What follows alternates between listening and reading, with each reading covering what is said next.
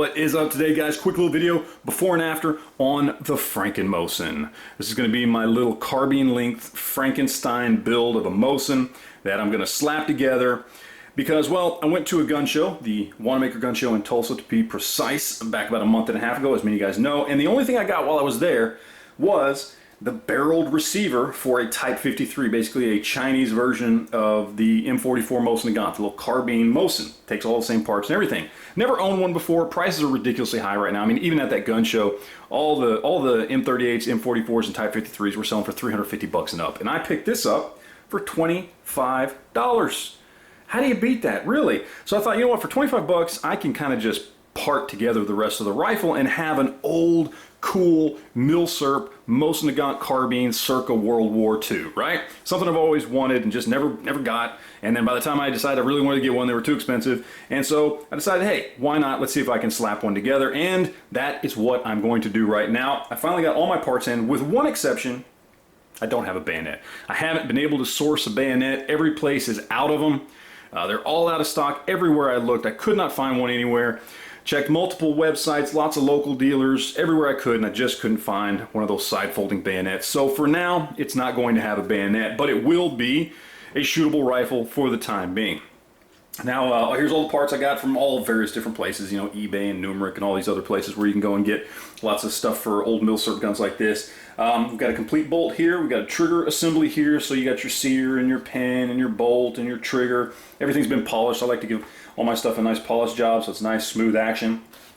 The receiver itself, I have already installed the interrupter and the leaf spring for that. I got a little impatient before I did the video, and I wanted to do something to it. I'm ready to slap this thing together. I got a little trigger return spring kit here with a washer. Those are $3. That's kind of an add-on. You can order those on eBay. It's not a big deal. We got our trigger guard slash magazine assembly. Pick that one up. I've got my bolts to hold everything together. Those are the two main bolts that go into the receiver through here. I've got a little leaf spring for my rear sight. Got the pin for the rear sight. And we got an ATI stock. This one's in woodland brown, which is a new color for me. The only ones I've ever seen are the black ones. I thought this was cool, so I picked it up. And I actually got it. It was like on clearance or something. I don't even remember where I got it now. I don't remember where I got half these parts, but you can pretty much guess where I got the parts. I mean, you know, I probably can't even tell you where I got the parts now as per, you know, YouTube's new rules. So I'll just say I just got them somewhere. But it doesn't matter, because that's not the point of this. I'm not going to show you how to build this rifle. I'm just going to show you, here's the before, a table full of parts, and through the magic of editing and the internet, the next time you will see this, it will be all assembled into the Franken-Mosin. And there we are, all finished up and ready to go. Now, right off the bat, you'll notice a couple things. One, sling. What happened? Where did I get the sling from? Well, I picked this up at Academy. It was 15 bucks. It's a really nice, actually. It's a game winner, which is just kind of their you know, in-store brand, but it's suede and leather. It's got nice stitching for 15 bucks. I was happy with it. It's a little too red here for my taste, as opposed to the brown of the other half of the sling and the brown of the rifle. But it was actually even worse than that. I had to soak this with alcohol and scrub it down because it was like a bright, like Russian red color, and it just looked ridiculous. So I knocked off some of the high red out of that, and it's a little more of a brown color now. But still, the sling itself for 15 bucks is a really good leather sling, so I was happy with it. Something else you'll probably notice is the stock itself. For one, this was black all here, if you remember from the first part of the video, and that was just basically it's like a sticker. It's like an adhesive backed piece of foam, really thin foam that was on here, I guess because they want the cheek weld to be softer for your face. I don't know.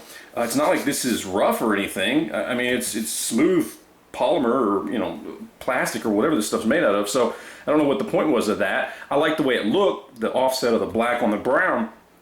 The problem was, is just in the, you know, during the assembling of the rifle, it got torn up, just rubbing up against stuff, and little chunks of the foam were coming off, and I was like, well, screw that, it looks stupid. So I just peeled it off, took it off.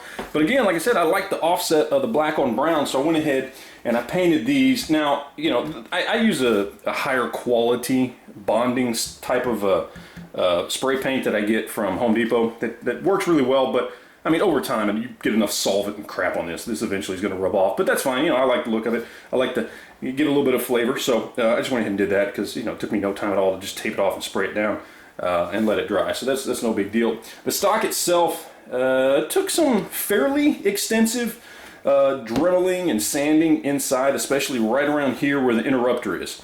Because when I first put it in, after I'd already sanded down around the sight base, it needed a little room in there, needed a little room right here at the front of the receiver, and a little room at one spot down on the barrel where I had to kind of dremel and sand it out a little bit. Once I got that together and got it in here, the bolt wouldn't close all the way. It would stop about right there. And the reason was because you got your interrupter over here, which puts spring tension on the bolt, and as you try to close the bolt, it pushes that interrupter out this way. Well, there was no room for the interrupter to come out this way, so it wouldn't let the bolt close all the way.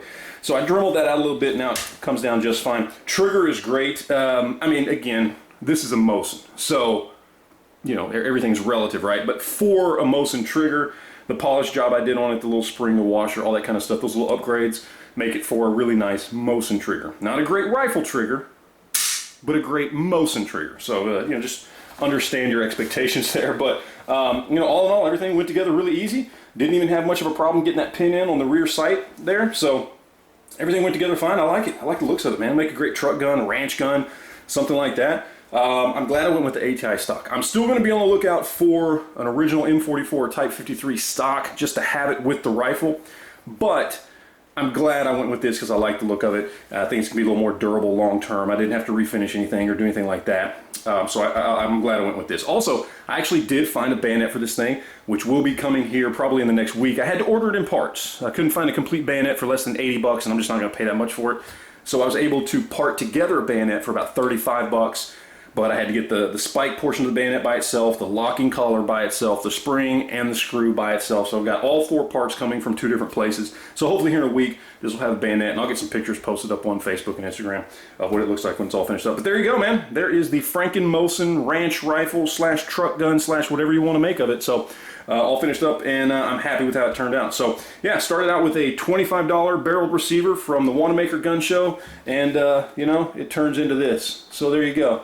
Hey, who'd have thunk it? Anyway, that's it, man. Appreciate you guys watching. You got any questions or comments, leave it down below, and we will talk to you guys later. Thanks.